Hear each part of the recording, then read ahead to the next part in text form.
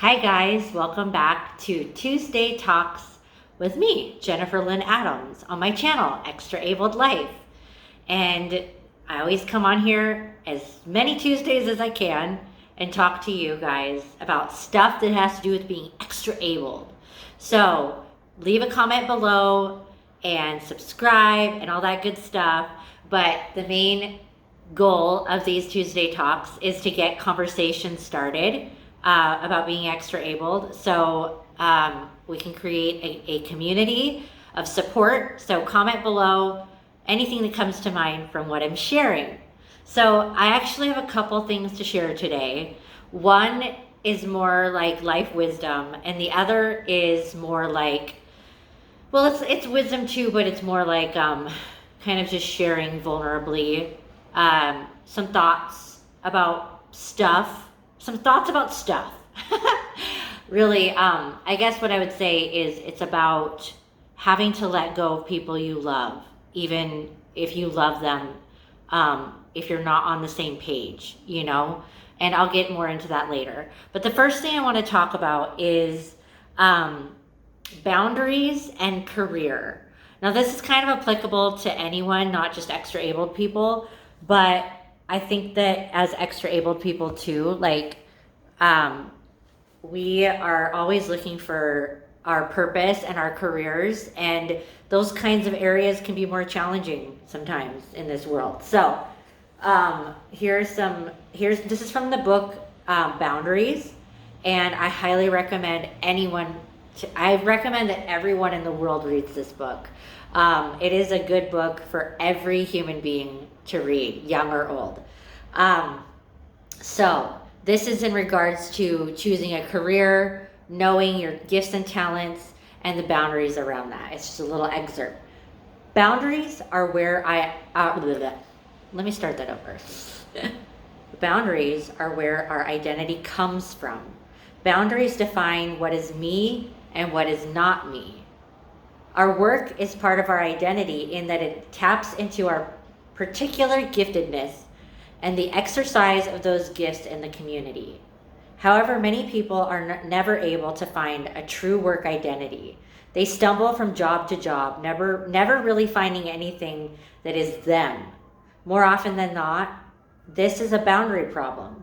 They have not been able to own their own gifts, talents, wants, desires, and dreams because they are unable to set boundaries on others' definitions and expectations of them. Okay, I'm back. There's a whole bunch of sirens that I needed to wait to pass. So what this excerpt says to me is that, especially as extra-abled people, it is so important to differentiate this is me and this is not me, like what this book talks about. Because we need to be able to own our gifts, talents, wants, desires, and dreams. And, you know, I think a lot of times those things can be stolen. They can kind of be, and maybe not stolen, but sort of like misguided, or things can come in and attach to these things that we want in our life.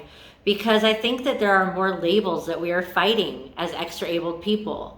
And I don't know about you guys, but something that I really struggle with is that it's almost like virtue. It's not virtue signaling, but it's this idea that because I am a disabled person or an extra-abled person, that I am more good and more like angelic, or that like I haven't done any like really bad things, you know, like able-bodied people might do. And I'm not saying that I'm a bad person. I don't think that at all. Saved by the blood of Jesus. Yet I'm a human. I have made catastrophic mistakes in my life that I'm still cleaning up, and, you know, that I'm working on rebuilding and healing.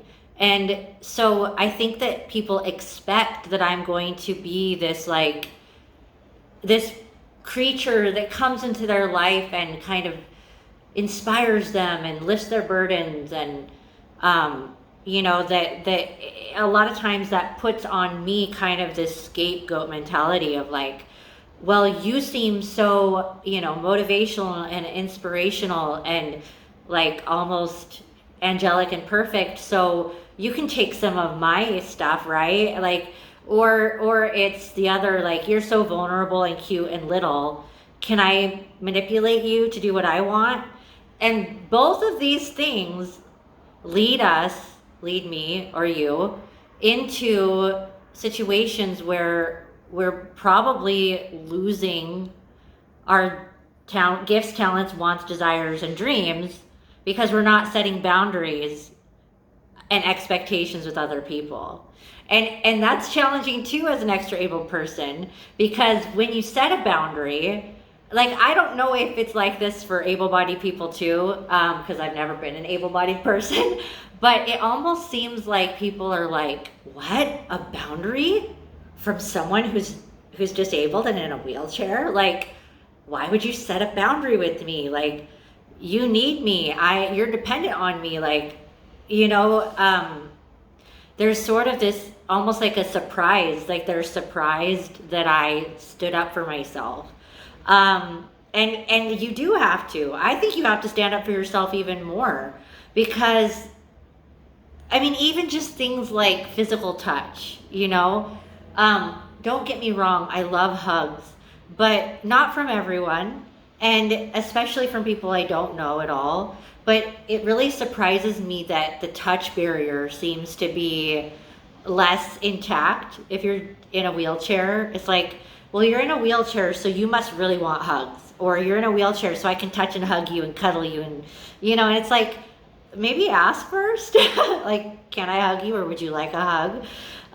Just stuff like that. So that leads me to my next point. First of all, any of you listening to this, please comment below if you have experienced this. And I'll move on to my next point, which is, with these boundary setting, that this is me and this is not me, something I'm learning from this book is that the whole point of boundaries is to say, I say yes to this for me because that's letting good into my life, and I say no to this for me because that's putting things that are misguided or misaligned outside of my life. And I think that something I'm noticing, and this is a really hard thing for me because I want to love and include everyone. Like, if I had it my way and it was a perfect world, this is where I'm going to get emotional, because this is hitting a tender place that's happening right now, today. I'm having a hard day. Because if I could, I would include every single person I've ever known and loved. And every single person I've ever known and loved, if you are in my memory, I pray for you. I do love you. I know you. I haven't forgotten you. I remember almost everyone. I remember my preschool teacher, and if I could have all of them so close to me, I would. But there are just some circumstances where even if you love someone, if they aren't able to respect a boundary, then you have to create distance. And this breaks my heart. But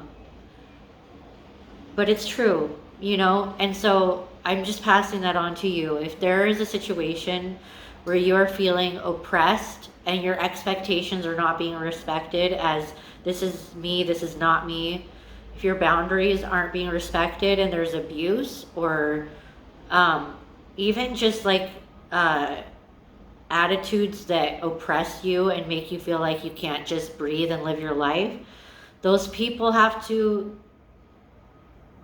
be over there. And you can still love them, you can pray for them, you may even be able to talk to them sometimes, but for your everyday life, it's okay to have some people not there. All right, that's what I had to share today, you guys. Thanks for listening and watching, and comment below, subscribe, like, and I definitely want to know what you guys think about what I'm sharing, what I shared today. So I'll see you guys next Tuesday for Tuesday Talks.